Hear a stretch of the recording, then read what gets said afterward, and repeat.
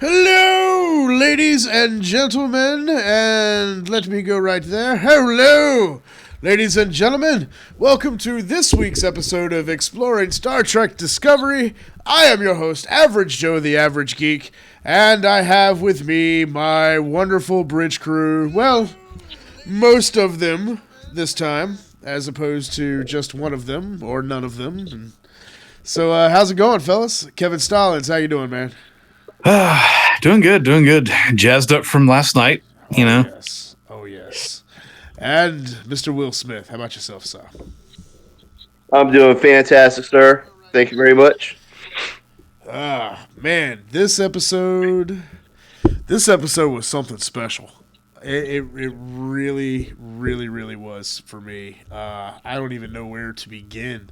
I I had to take several moments last night to kind of just collect my thoughts and just kind of accept what was happening because it was both beautiful and brutal simultaneously, and I'm not sure how my Trekkie brain can handle it.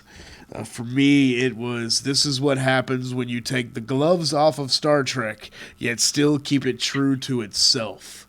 You don't betray itself in the stake of seriousness. Yeah, what'd you guys think? Not I, everybody speak at once. yeah, I agree. It was, it was just. This was probably their best episode yet, in my opinion. I mean, if next week's Yeah, is half as good as this one, it yeah, we're in for something really really special next week. I think. Yeah, no doubt. How about yourself, Will? this is Trek at its core. I mean, alternate universes. This is the way everyone's playing out to be their alternate roles. I mean, it just harkened back to, of course, Mirror Mirror, but it was just so Trek the way I remembered it. So it was also just blew the doors off of everything else I knew as well.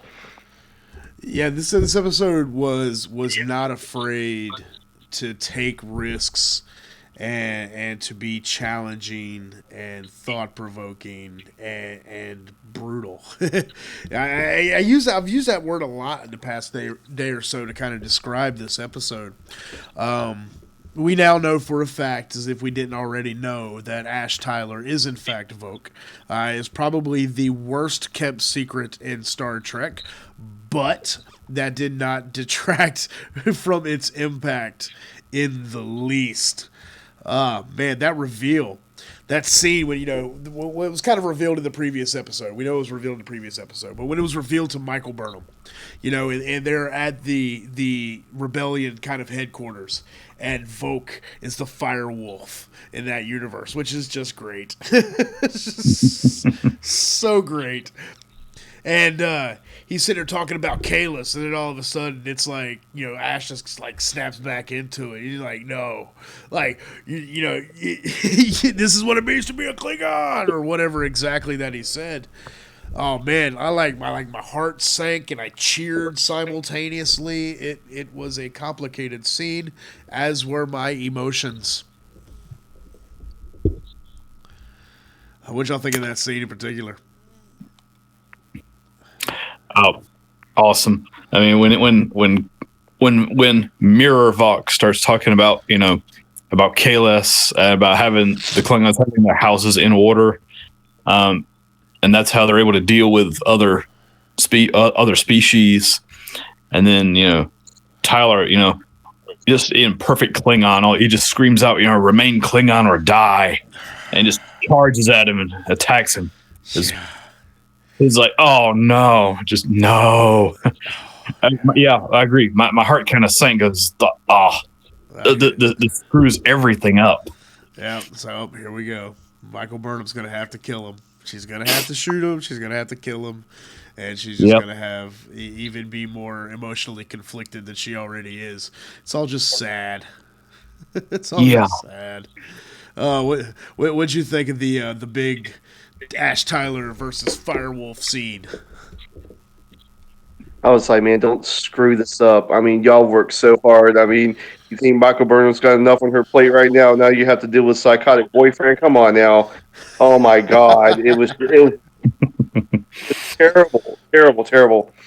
And you know, with Mirror Sarek, saying, well, her heart is pure. Her heart is pure. Everything about her is legitimate. I kind of wish that he would have done a mind meld on Ash Tyler. Oh, see, that would have been pretty interesting. Yeah. Yeah. Although I do have to say, it can't be a mirror universe episode. It can't be a legitimate mirror universe episode without a Vulcan with a goatee in it.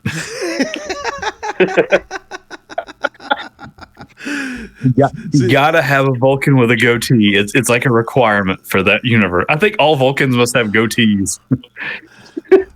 Yeah, I wonder what explains that difference between the two universes. Why in one universe it is supremely logical to have a goatee, and yet in the other, not at all. I did like how Volk referred to Sarek as the prophet. Oh yeah, yeah. he even how he deferred to Sarek. Yeah, that was really cool, man. It had some very interesting kind of overtones to it, almost religious overtones to it. You know, prophets and all that kind of stuff. That was very cool. That whole concept of why Burnham went down there, and the reason she went down there, of course, was to, as she told Isaacs, is, we need to. The leader of the rebellion is a Klingon working with Andorians and Tellarites and all these other Vulcans and all these other species in the galaxy. Yet in the Prime universe, the Klingons don't work with anybody except maybe the Romulans. But let's take that up and just set it over here for a while. But yeah. And her intention is like, no, we gotta go talk to him. We gotta understand if we can figure out how to communicate peacefully with the Klingons in our own universe, my life is worth losing if we can figure out that information. How much more Star Trek and Starfleet can you possibly get than that one basic idea? That was awesome. Can we please give Michael Burnham her commission back? Yeah. Can she just get her commission back, please? Like, I was saying that she should get it and come back as an ensign. I'd make her a lieutenant. Like, here, you go, command. Like, you're in charge. Like, thank you. Yeah. I hope it happens. I hope she gets her commission back by the end of this season. I really, really do. So what do you think about Michael Burnham's plan, an idea that she spoke of in that situation? Will, we'll start with you on this one. Very complicated. So yeah. When you saw the plan, you're referring to what exactly the When Michael Burnham wanted to go down and speak with Firewolf directly, so she could figure out how to communicate and with Klingons in the Prime universe. If she could figure out why the Klingons could communicate and work with all these species in the Mirror universe, why couldn't they do it in the Prime universe? That's what she wanted to figure out. Yeah. I mean, of course, you see the big change of demeanor. I don't think she was even prepared for that when she went down there to speak with the Klingons, the Firewolf. You know, they were acting more Starfleet than, of course, with the Terran Empire. I mean, you noticed that, right? I mean, they were so willing to help out each other, and even with Michael Burnham after they talked profit. So yeah, I mean, I just think it kind of fell in a little bit too easily for Michael when she went down there. Everything went good except for, of course, with Ash Tyler. So yeah. Yeah. One of the things I was very interested in that situation is when she was speaking with Lorca before she went, and he's like, they are the closest thing to a federation that this universe has. That we can't let them all just get vaporized. Of course, we know what happened later in the episode. What do you think about that whole idea of the Klingons being able to communicate with the Klingons in this universe having ramifications in the Prime universe, Kevin?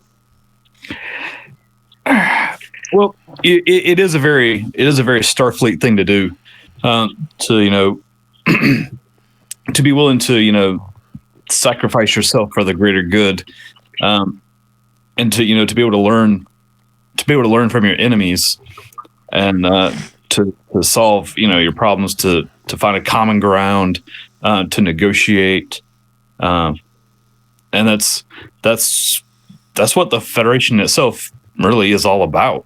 That whole the whole Vulcan concept of infinite diversity and infinite combination. Yes. And that's unless you enjoy the J.J. Abrams films, in which case, that goes out the window in the Trek community. Well, yeah.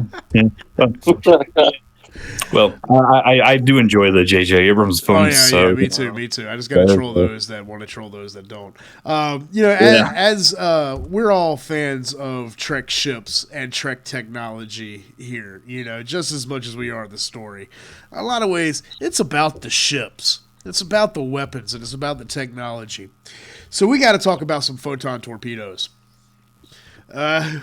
We all know, we debated it in high school. We've gone through the technical manual books. We've seen wars with photon torpedoes in Star Trek, and we knew what would happen if somebody launched photon torpedoes onto a planetary surface, theoretically. And then we saw it happen. Yeah. We see Empress Georgiou warp in and glass a planetary surface with photon torpedoes. What? That is the first time we have ever seen a photon torpedo really hit the surface of a planet, I think. At maximum yield. We might have seen some lower yield in the past. Yeah, but yeah. Oh man, yeah. Dude. Yeah. Dude. Trek 5.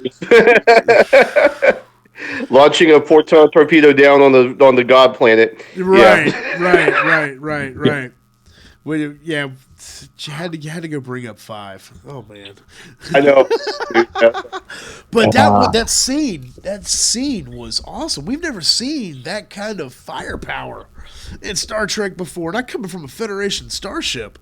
I mean, if you want to get really technical, I say Federation starship, but it's Terran Empire. And they of course they had the Defiant 100 years ago, and so they're a little bit ahead of the game compared to Starfleet. I think maybe there's an argument or a discussion there. But man, seeing that kind of firepower just lay waste to that planetary surface was awesome. I mean, it was like some Death Star over Jeddah in Rogue One kind of stuff. It was wicked. Yeah. It was wicked. I would lay odds that they kept referring to the flagship of the Empire. I would lay odds that the Defiant is the flagship of the Empire. Ooh.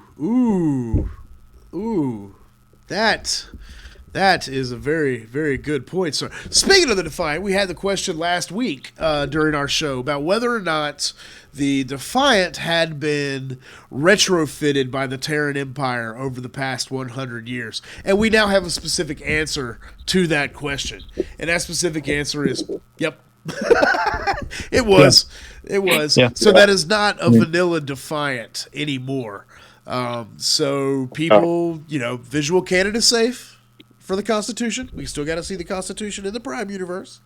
But the one we saw, the wireframe of the Defiant is in fact a modified Terran Empire kind of Modifications on the Defiant, I should say. Let's see. James Alden says the changeling planet in DS9 got photon torpedoed by the Romulans and the Cardassians. I had forgotten about that. So I'm gonna have to go back. I'm gonna have to look at some clips of that impact right there. So I guess there has been a couple of times we've seen that kind of Yeah. devastation, but Yeah. I guarantee you it didn't look that cool in DS9. No. No. No. Oh, oh, let's see where we're gonna let's change gears back. Let's change gears back to Michael Burnham. You know, at the end of last week's episode of our little show here, I spoke about how Michael Burnham might had how she kind of just fit in naturally in that captain's chair, and I think she does fit in naturally to the captain's chair. Don't think she fits in with this Terran Empire. There was some of that question, is like, because she was a darker character when we met her at the beginning of the season. You know, she was in a dark place after being Starfleet's only mutineer. But she's Starfleet through and through. You know, everything that's happened to her or whatnot, she's never lost her real Starfleet principles, and they're absolutely showing as she's trying to come to terms with the brutality of the Terran Empire. What do you think about Michael Burnham's character progression from when we first see her in the Battle of the Binary Stars to now? I mean, she's just come so far. I mean, you know, in the very beginning, you know, she's, you know, like, you know, talking about, you know, with the Klingons, you know, we have to fire first. You know, we have to attack them so that they'll respect us. And now she's going down, you know, in an alternate universe, going down to a planet, you know, talking to a Klingon, you know, saying, how do we talk to them, not how do we attack them? Yeah, Yeah. It's almost like she's rediscovered what it means to be Starfleet. that's a great way of wording it. She has rediscovered what it means to be Starfleet. What do you think about the Michael Burnham character, Will? Well, in such a short period of time, have we seen her go from complete mutineer to everyone just pretty much avoiding her to someone that actually is on a mission to save their ship and to save themselves. It has to come at a price, you know. And I think because of Lorca's intuition to really have Burnham, you know, really show who she really is. I mean, that for him to actually give her that opportunity, that plays itself out and from episode to episode. And so now you're in the middle, or I guess the middle of the first season. Now here we are with Michael Burnham actually. You know, like everyone said, you know that that she's rediscovering what Starfield actually means, and now she's going back to true diplomacy and what that means for her. So I think that she's maturing a lot more. She knows her place, and you know, like you said, you know, I would love for her to get her commission back, seriously, because she deserves that. Because she's going to save her ship, and she's going to save, of course, the galaxy too in the Yeah. process. At the very least, not want to necessarily say a pardon per se, but probably like a commutation of her sentence. You know, even if you can't get her commission back, maybe her sentence should be commuted at this point. However, there is an interesting canon point right now. In the original series, God help me, I can't remember the specific episode, but Spock does say there's not a mutineer on record in Starfleet. So if we're going to tie it into canon, you know, it's very specific canon. Does that mean her conviction gets thrown out? So there would be no record of a mutineer?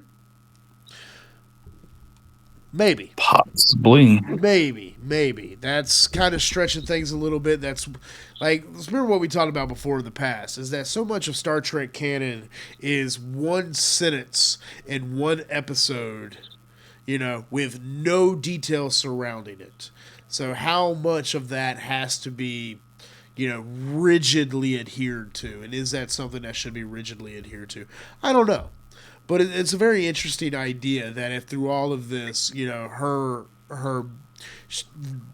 massive acts of bravery, her saving the galaxy and doing all these different things during this war, on the Discovery, if that does cause her sentence to be thrown out, and is expunged from her record and thus Starfleet record, I'm curious if that will happen.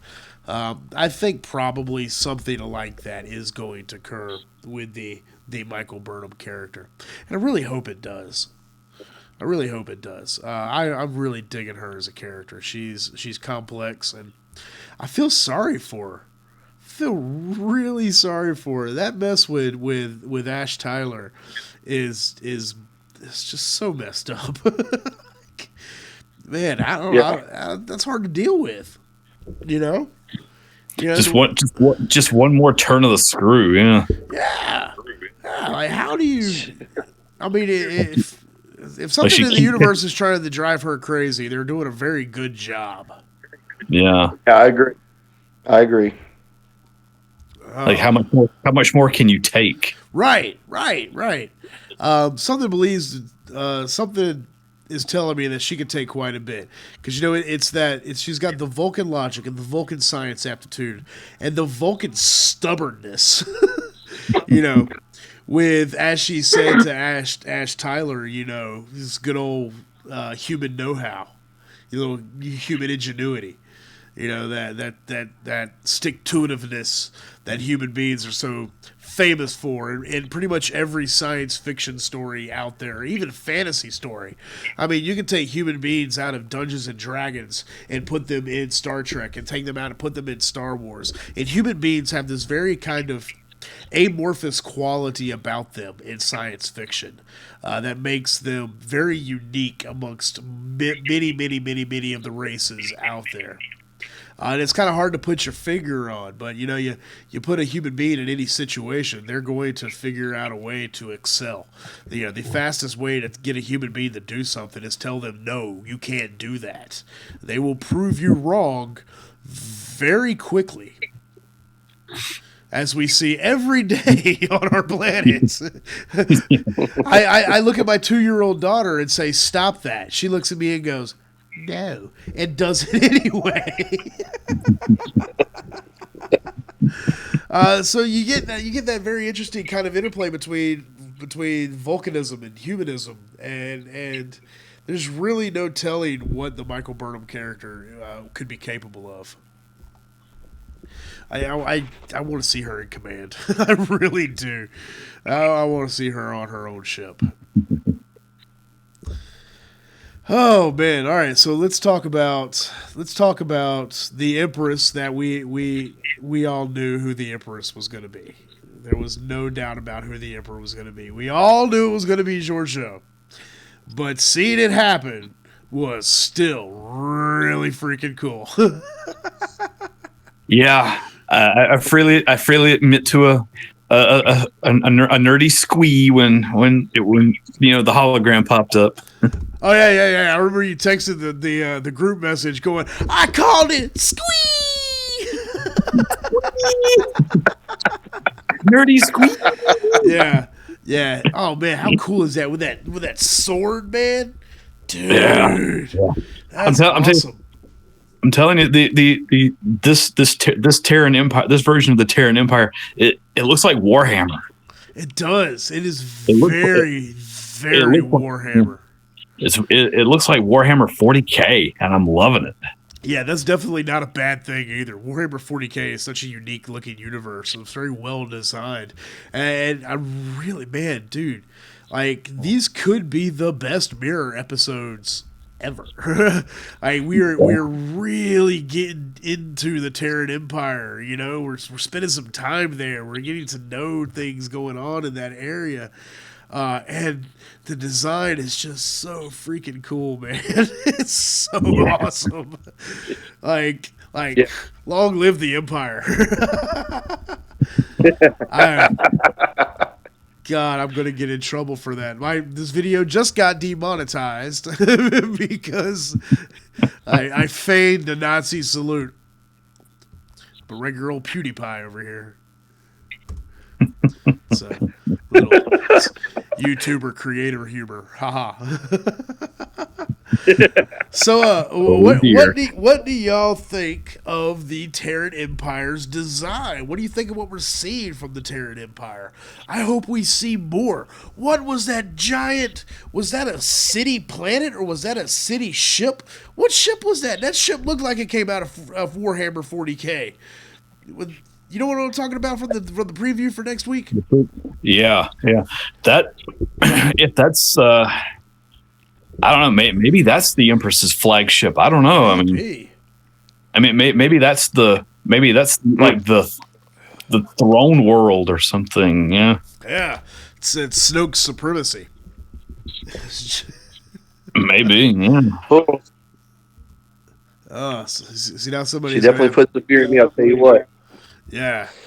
Man, and there was just no hesitation when she dropped out of warp over that planet, man. When she warped out over Harlak, and just and then holographically projected herself onto the bridge of the Shenzhou and just rip Burnham a new one.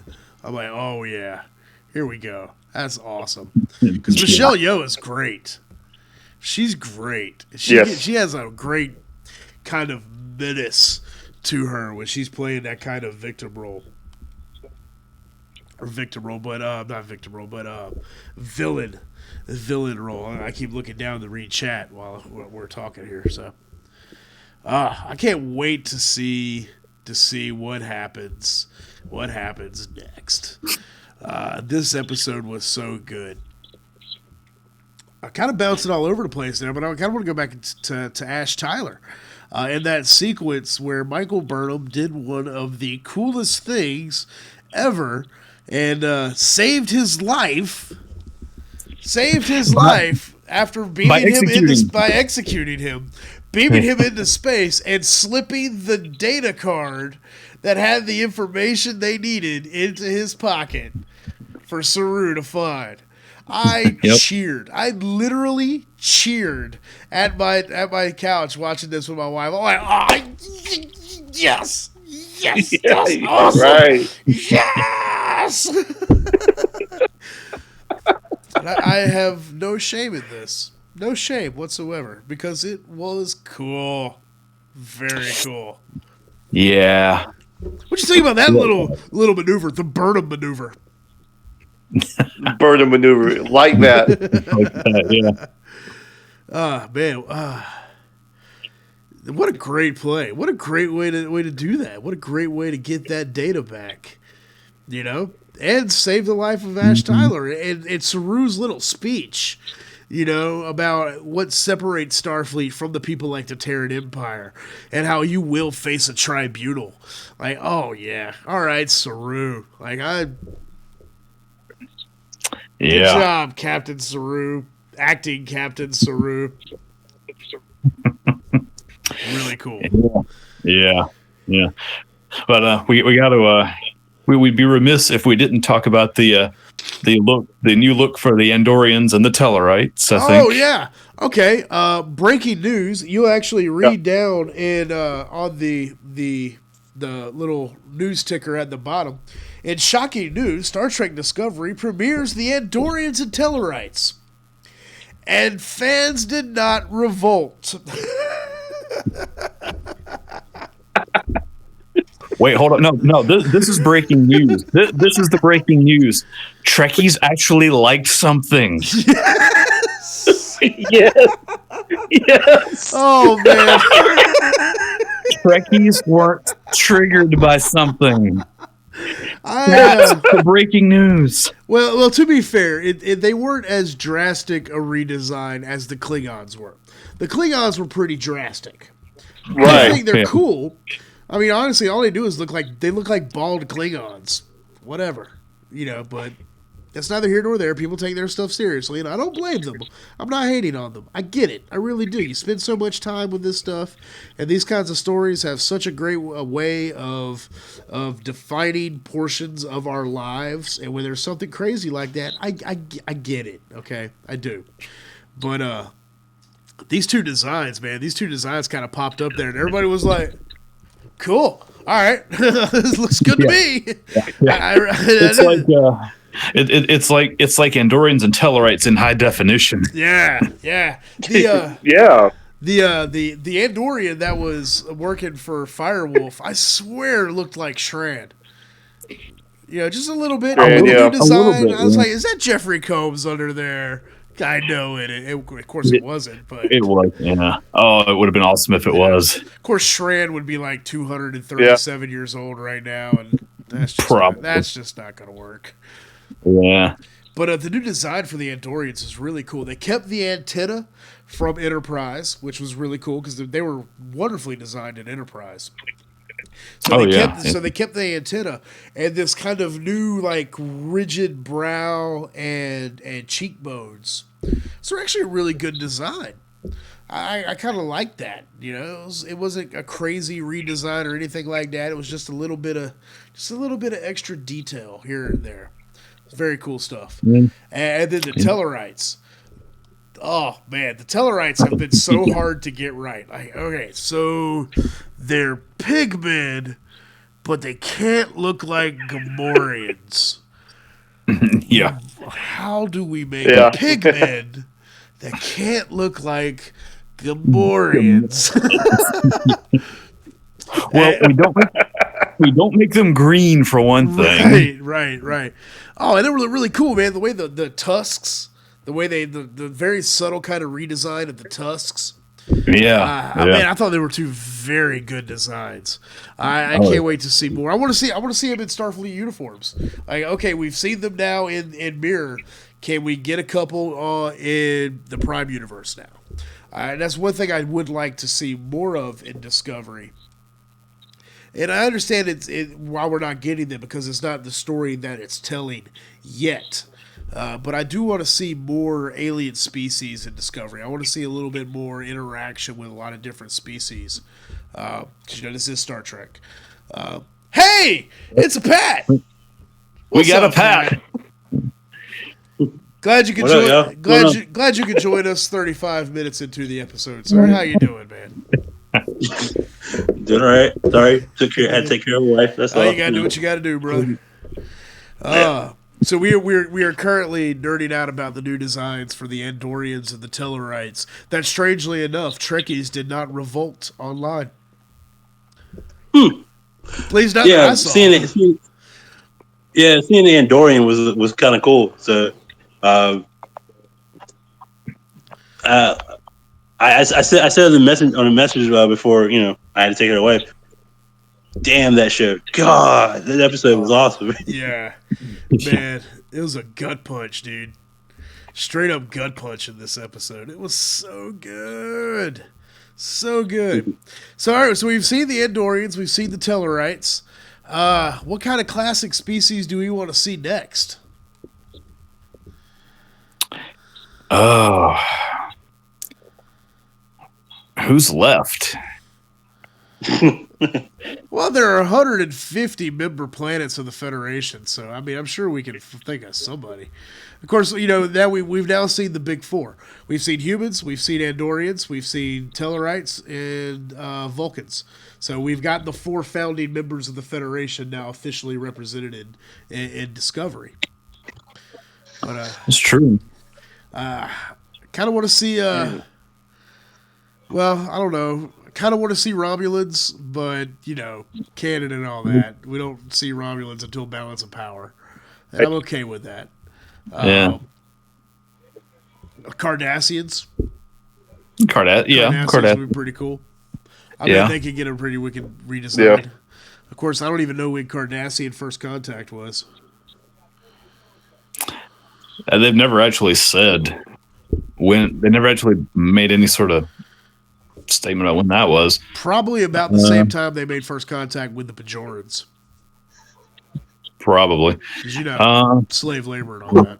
And immediately got stuck in a war. Right. Yeah. Right. Yeah. I don't know. Ferengi, maybe? Oh, Ferengi. That'd be kind of. As This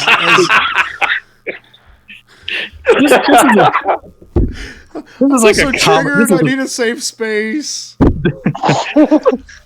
As long as we. No. I know. I know the species. I know the species that should do is one we've never actually seen. We've heard it mentioned, but we've never seen it. The Zinkethi. Oh, okay. They're mentioned a few times in Deep Space Nine, but they're not. We've never actually seen them, and they're kind of they're not. They're very hostile. Right. The Federation. So those would be kind of cool. Yeah. Next to be saying that to the mean, we rolling up in it, man. Yeah, let's I would like to see. I would see some more members of the First Federation of Baylock. You remember the big old? It was Clint Howard when he was a kid. Ron Howard's little brother. Yeah. Oh, that little dude. I'd like to see more of his. What if? What if we see Charlie X as a 5 or 6 year old? You know, we see Charlie X as like a 16 or 17 or 18-year-old in the original series, and he's full batshit, full on, demonetized, just like that.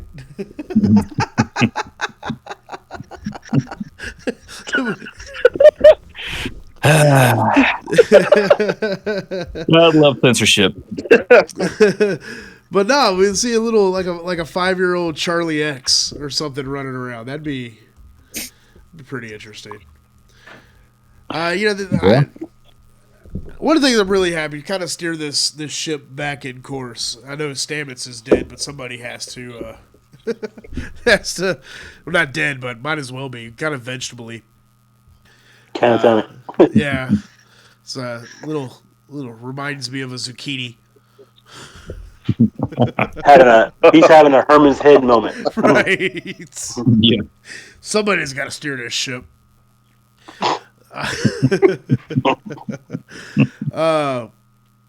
One thing that's really cool is we didn't just get one episode in the Mirror Universe and that's it. We're getting an arc. We're getting a series of time. It's been they spent like a week in the Mirror Universe so far.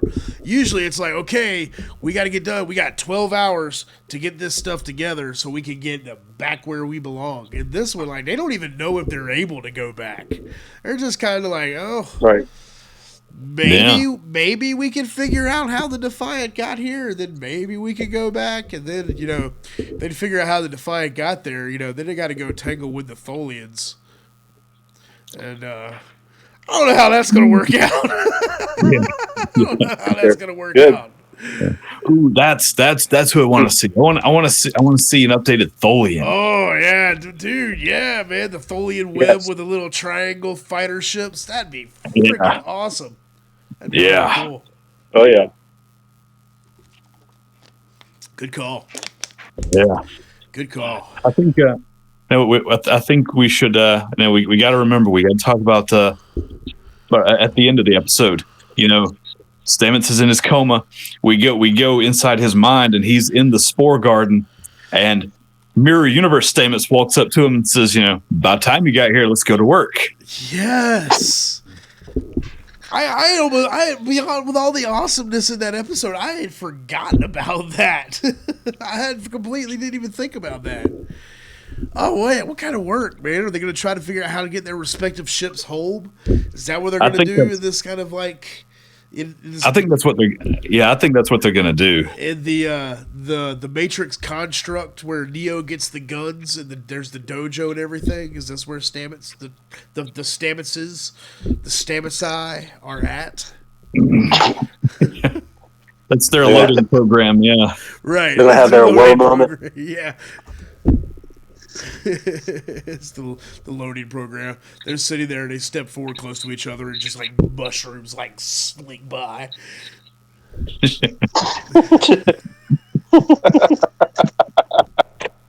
Yeah. I'm sorry, guys. I don't know what's wrong with me tonight. But yeah, that'd be awesome. Man. What about Tilly? Oh yeah, Captain Tilly, Captain Killy. The what is it? The witch of what was one of her kiddings that was attached to her? What was it? The Slayer of Sorna Prime or something like that? Yeah, something crazy. Yeah.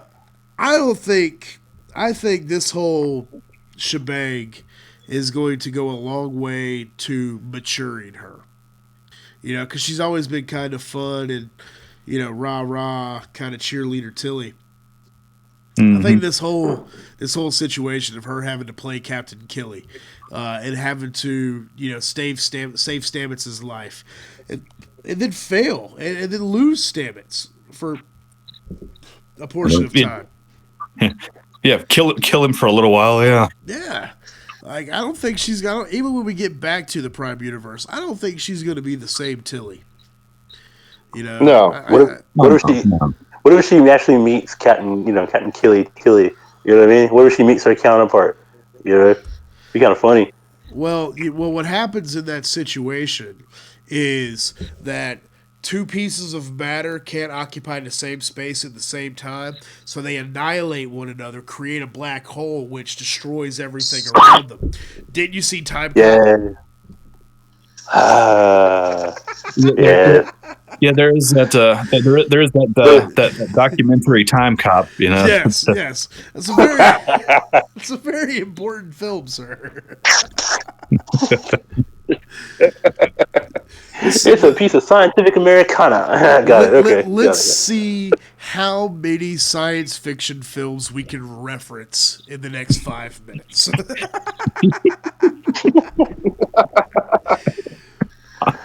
I guess since I was not here for 35 minutes of the show, Jesus, that man. you guys have totally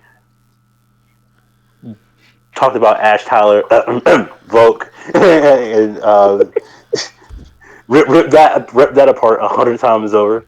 We Geeked out. We did. Spazzed out. Had aneurysms over probably. You know. That's a pretty accurate assessment right there, sir. We did definitely spoke about the Volk Tyler connection, the Manchurian candidate himself, and his little confrontation with Firewolf, aka Mirror Volk, which was really cool. I also said that was the worst kept secret in science fiction, but still really, really cool in execution. Like, they pulled it off. Like, we all knew it was going to happen, but when it happened, I was still like, whoa. You know, I was still shocked. I mean, just to throw my 2 cents in, I talked to Kevin at work. I was like, dude, this soon? Like, we're doing this now. We're doing this now. Like, how is this going to play out, you know, in the end? You know? Well, remember, it's only 15 episodes. We have 4 more episodes to go, and then that's it for season 1. You know, obviously we know season 2 is going to happen, but yeah, that's it. You know, the season's almost over. There's not a whole lot of time left to tell these stories. Yeah, we're going to get at least 1 more episode of the Mirror Universe, probably 2, maybe 3 more episodes in the Mirror Universe, or it could, you know, we don't know. We just don't know. I'm going to make it. I'm going to make a prediction right now. So we're going to mark this, and I may or may not be right about this, but I think I am. I think Michael Burnham is going to continue to work with Ash Tyler, and he's going to have his tribunal, and all these things are going to happen. But he's going to come to terms with what's happened. He's going to see the error of his ways, you know, because this is what Star Trek's about.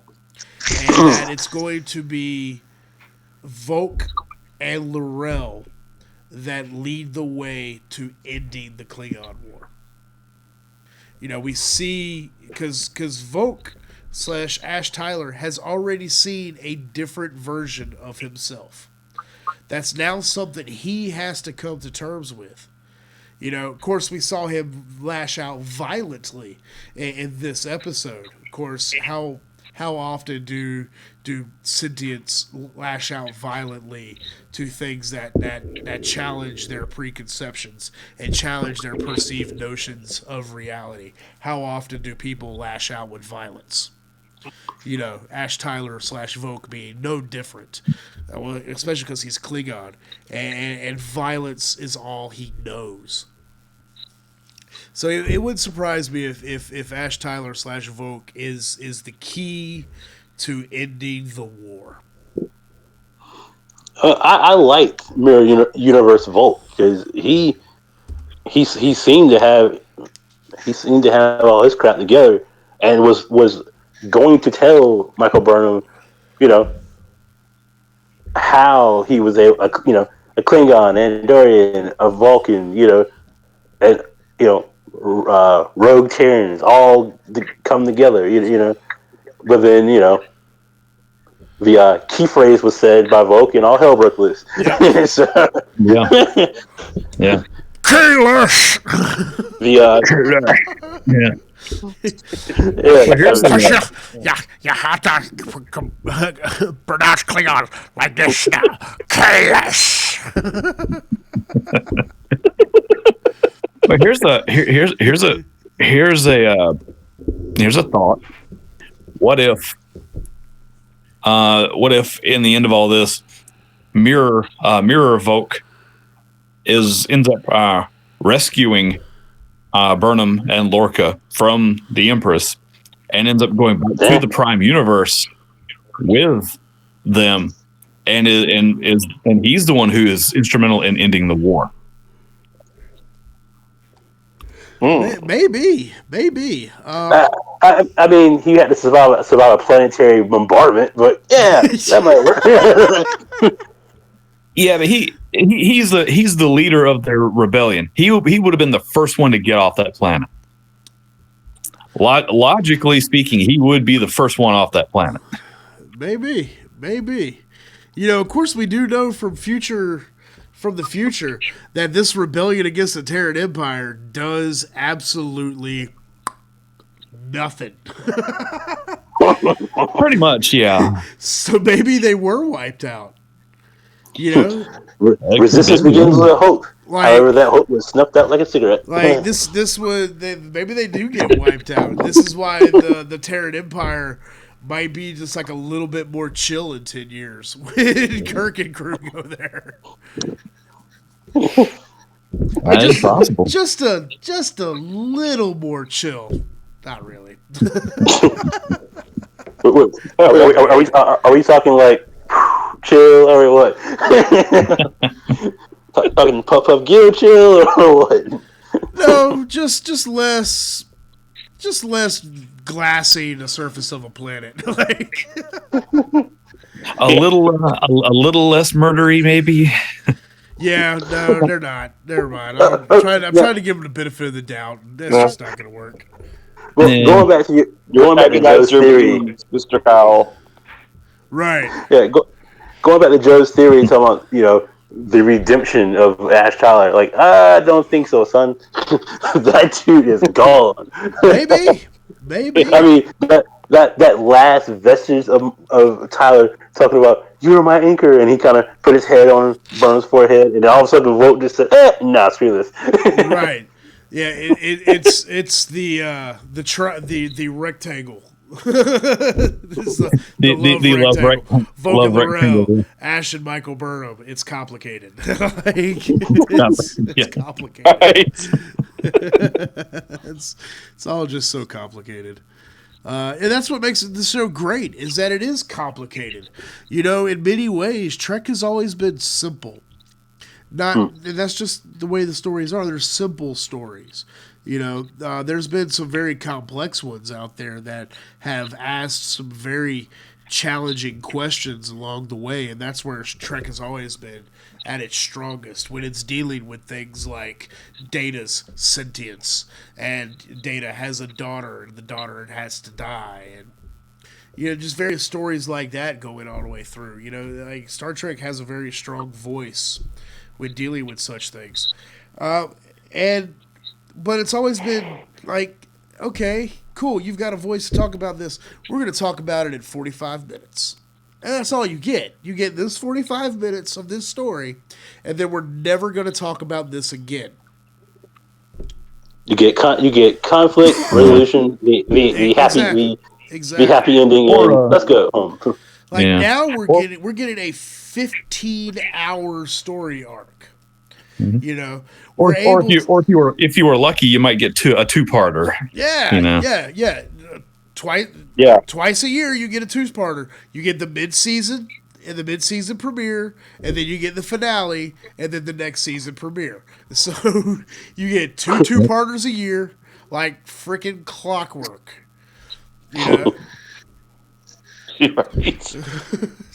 Which is, again, I sound like I'm bashing it, but I'm not. It's just the way storytelling has changed over the past 10 to 15 years. Like, Star Trek couldn't be told like that now. It wouldn't be popular now. Yeah, the Trekkies would watch it, but I hate to break it to you, Trek community. We ain't that many. We are not enough to make a Trek series successful. You have to bring in outsiders, or no Trek series, no Trek movie will ever be successful. Sorry. AKA, you have to bring in the normies. You gotta bring in the normies, which means you have to adapt. You don't sell out what you are. You don't immediately go, okay, well, I'm Star Trek. I'm telling a Star Trek series, but it's going to be about, I don't know, hookers and blow on Risa. Like, no. Yes. I know we can't tell that story. Let's not try. Well, I mean, we could. I mean, it is in the Star Trek universe, but I mean, yeah, make them green skin. You go. Let's go. Well, you can tell parts of that story, but you can't make the series that. Like, you couldn't have like a Star Trek Underworld series, that follows. Why not? Because that's not what Star Trek's about.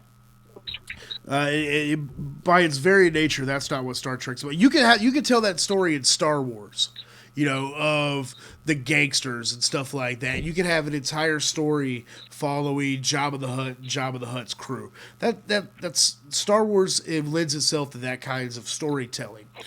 Star Trek is very, very specific in its storytelling. It is telling the story of Starfleet, which is humanity's vessel for improving itself.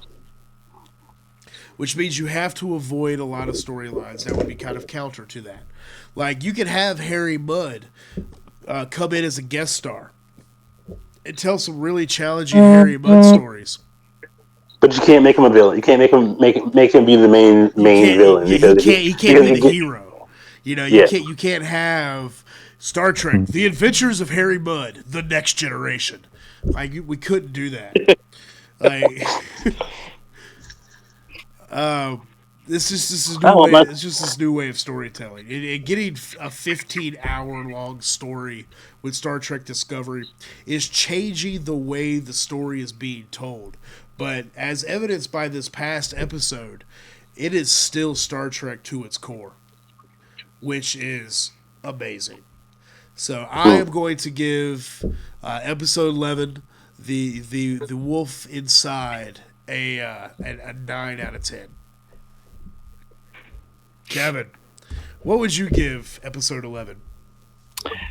I'll give it a 9 out of 10 also. Will? I would say a 9. Pat? I'll give it a 9. Especially the ending. The ending alone of God knows the look on Michael Burnham's face, looking at the Emperor and how badass she is. It's just like it's a look of shock, and I am completely pissed off at it right now. I heard you turning on the flash in there.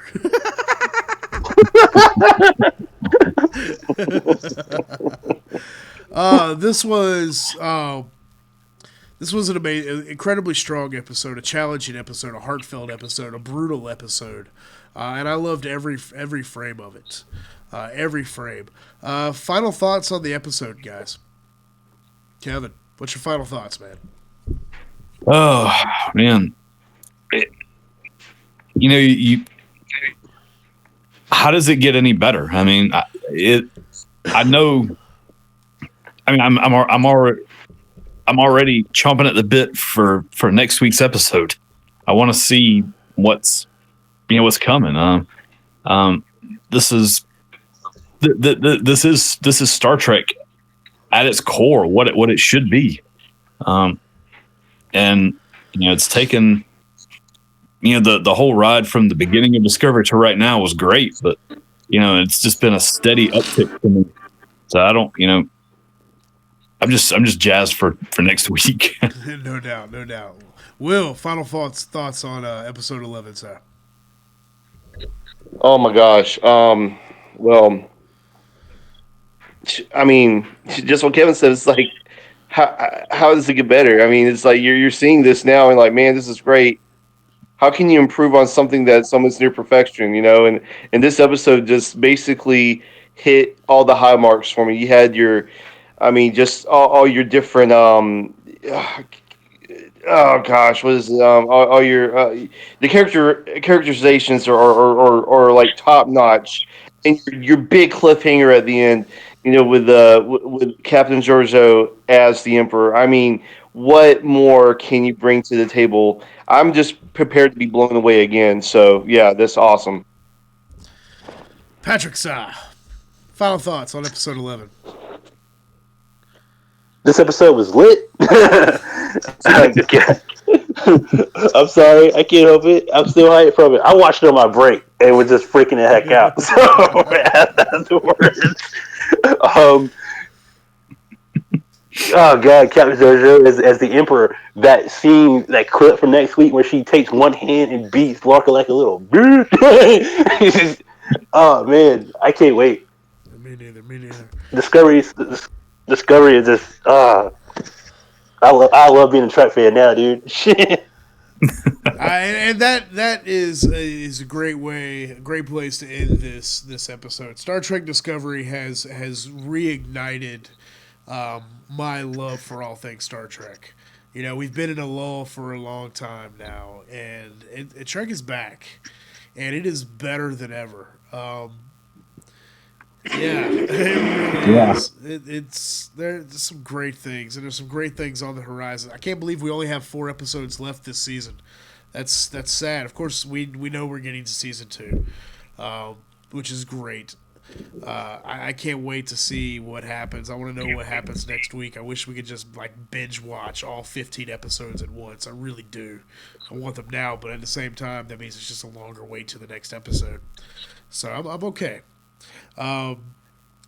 Yeah, great stuff. I want to thank everybody for watching this episode of Exploring Star Trek Discovery, talking about episode 11, The Wolf Inside.